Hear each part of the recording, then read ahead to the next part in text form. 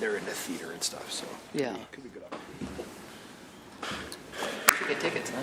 I'm gonna try to go there for sure. Holly.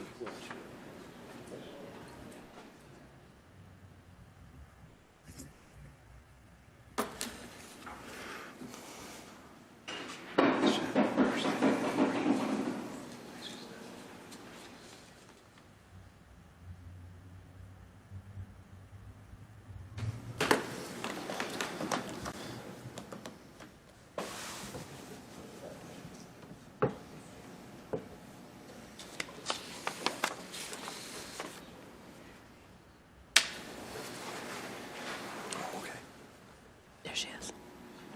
Okay. Take a minute. Come up closer.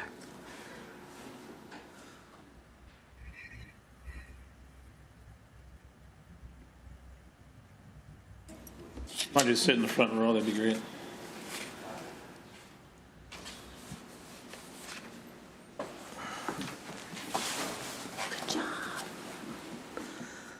Okay, it is 5 o'clock, so we'll go ahead and call to order the council meeting for the East Grand Forks City Council for Tuesday, February 17th, 2026. Would the city clerk please call roll? Council President, or I'm sorry, Mayor Mark Olsted. Here. Council President Brian Larson. Here. Council Vice President Tim Riopel. Here. Council members Tammy Schumacher. Here. Ben Pukshavinsky. Here. Dale Helms. Present. Donald Caseme. Here. Karen Peterson. Here. Okay, we have a quorum. Please rise for the Pledge of Allegiance. I pledge allegiance to the flag of the United States of America and to the republic for which it stands, one nation, under God, indivisible, with liberty and justice for all.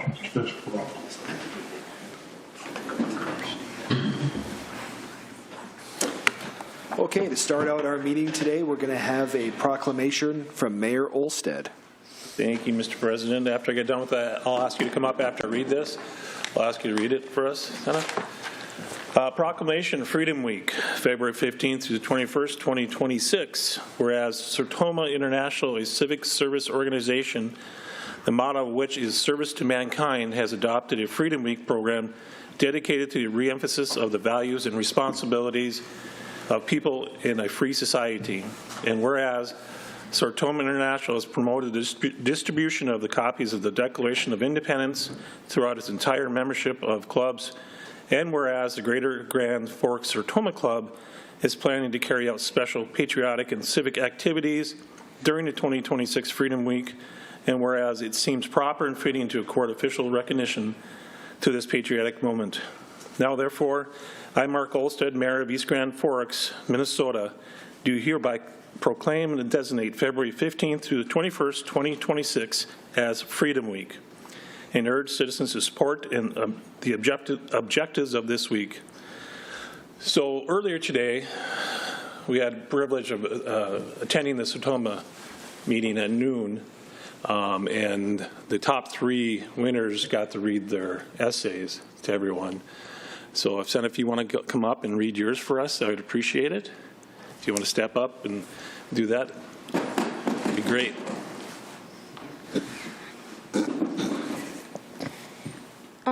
Is it on? Yep. Okay.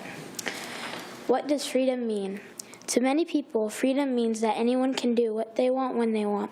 While not everyone's idea of freedom is just doing what you want when you want, for me, freedom means belonging with others, to feel free, to having education, to have choices, to earn. But mostly, freedom is one of the most valuable rights that every human being deserves.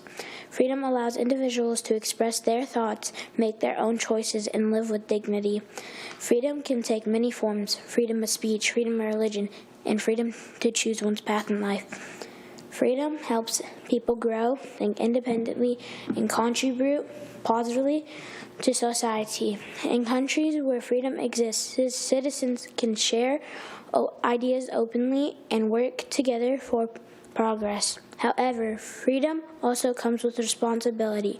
It should not be misused to harm others in the pursuit of freedom for their nations. Therefore, we should value and protect its freedom, which is not just a right, it is a duty that guides us towards justice and equality for all freedom. We have the right to make our own choices and live in a way we want. It allows us to express our thoughts and enjoy our hobbies and follow our dreams.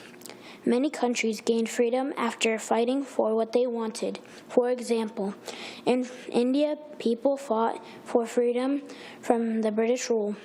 We have the right to speak, write, and do things we like without fear. However, with freedom comes responsibility. We must respect others with freedom and live in a way that does not harm anyone. Freedom also means we can live in a peaceful environment where everyone is treated equally. We should always cherish and protect freedom so that it can continue for future generations. That is what freedom means. Wow.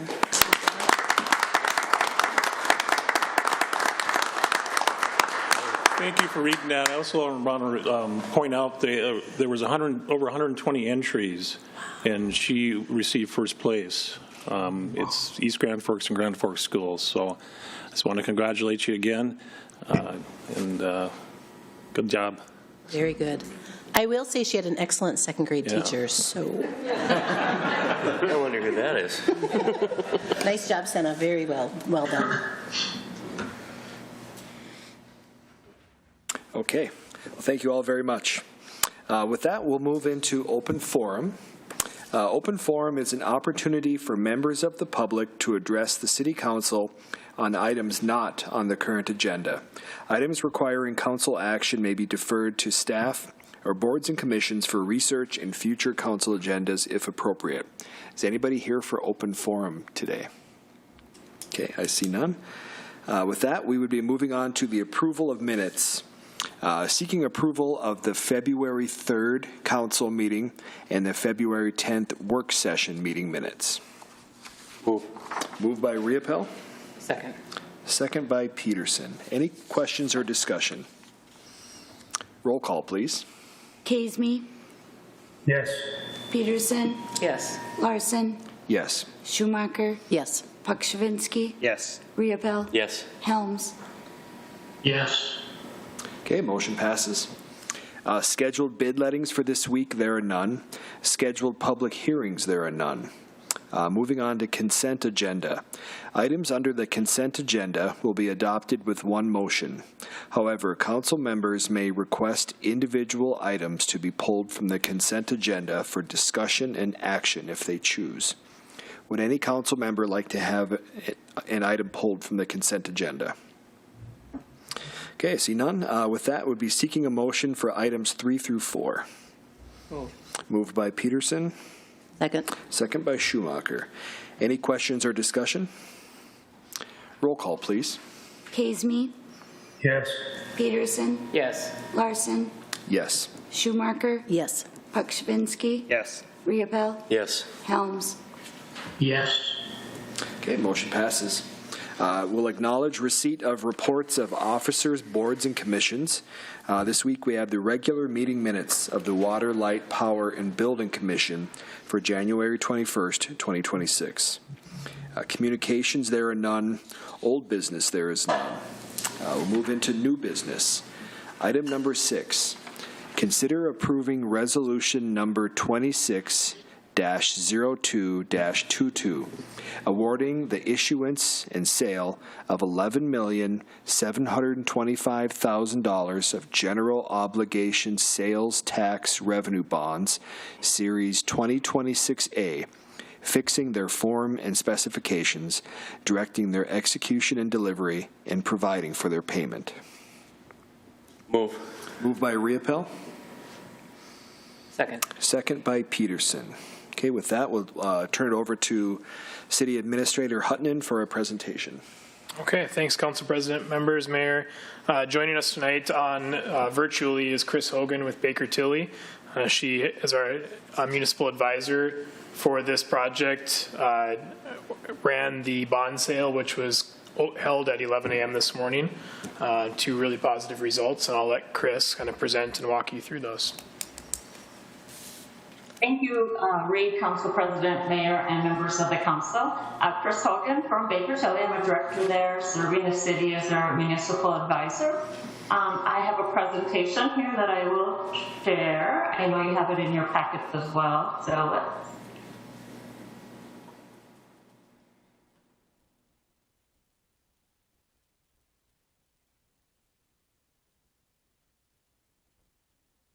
am I good? Can you see it? Yes. Yes. Okay. Yes. All right. Yes, like Reid said earlier today, the city sold their, I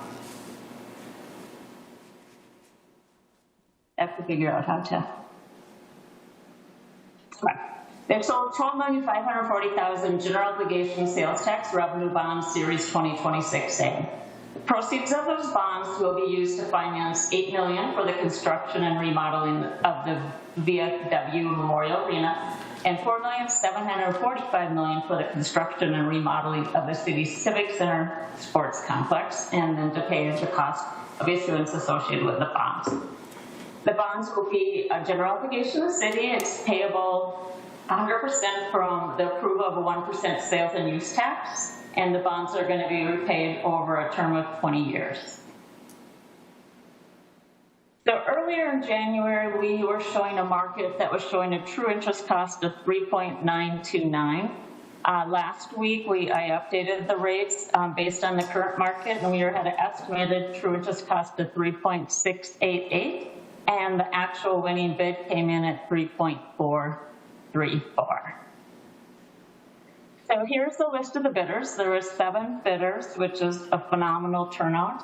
As you can see, the lowest bid at the 3.434 was by Piper Sandler. And you can see how close all of these are from high to low. The highest bid was at 3.55, which is a 12 basis points difference. So a very competitive sale. So the bonds price, this is a little hard to see, but the bonds price with coupons higher than the yield, which means that generated a premium. That premium of 1.2 million was applied to reduce the issue size. So the final issue size was reduced by 815,000. So when you sell a market bond, part of that process is going through a rating process. This is what we did with Moody's a couple weeks ago. The Moody's assigned a rating of a AA3 to the bonds. The reason that bonds get rated is for a number of reasons, but it's basically, it provides a measure of the city's financial strength and their ability to repay the debt. It serves as an independent third-party assessment for investors. It supplements investors' due diligence. The stronger the rating, the lower the interest cost. So just a couple of things I like to highlight from the rating report. So they identified the city's credit strengths here. These are just a few of robust financial position, modest leverage, which means debt, robust reserve positions supported by growing revenue resulting from ongoing economic development, and prudent financial management. They will always provide factors which could help lead to an upgrade, and they noted that economic diversification and strengthening of full value per capita and reduced economic reliance on the city's top taxpayers and utility ratepayer. And then they'll also provide factors that could lead to a downgrade, which they identified as material deterioration of available fund balance ratio, loss of city's top taxpayer, utility ratepayer, substantial growth, and long-term liabilities.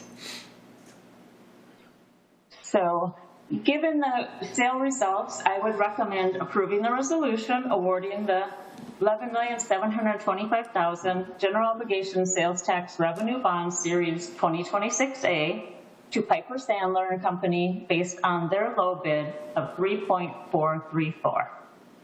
And with that, I'm happy to take any questions. All right, thank you. Is there any questions from the council? Okay, I don't see any questions. We have a motion by Councilmember Riopel and a second by Councilmember Peterson. I think we're ready for roll call. Caseme, Yes. Peterson, Yes. Larson, Yes. Schumacher, Yes. Pakshavinsky, Yes. Riepel, Yes. Helms. Yes. Okay, motion passes. We'll move on to item number 7.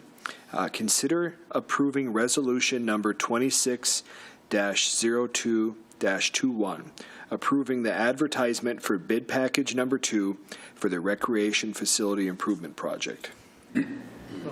Moved by Peterson, Second. second by Riepel. Any questions or discussion? Roll call, please. Haisme, Yes. Peterson, Yes. Larson, Yes. Schumacher, Yes. Pakshavinsky, Yes. Riepel, Yes. Helms. Yes. Motion passes. We'll move on to item number 8. Consider approving the request to start the hiring process for an administrative assistant position in the Public Works Department. Moved by Peterson, Second. second by Schumacher. Any questions or discussion? Mr. President, Yes, Mr. Helms? I have a question for Mr. Stordahl if he's available there. Yep, he's on his way up, Dale. Okay.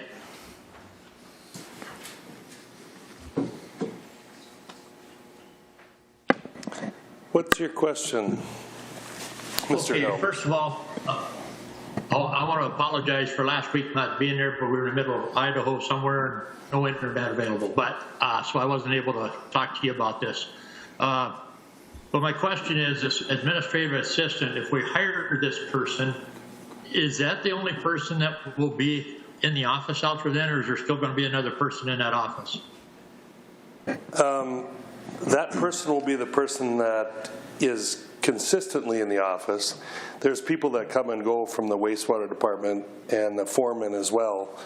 But that person will be the one answering the phones, greeting the public, taking care of any packages or stuff like that. She'll kind of be the face, or he, of the office. Okay, that's kind of what I wanted to know, because if we were hiring this person to do some work of another person that's in the office, then that's a different story. But if they're doing something totally different, and that extra person that comes and goes, like you said, is still able to be out there on the job doing things, that's a whole different story for me. So Yep.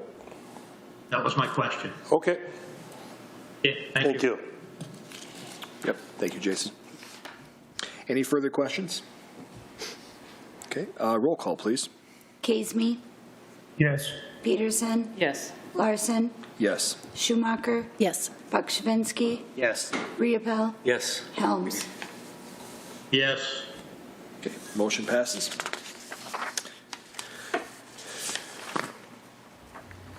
Item number 9, consider adoption of a 0.6% annual growth rate for the City of East Grand Forks Socioeconomic Study with the Metropolitan Planning Organization.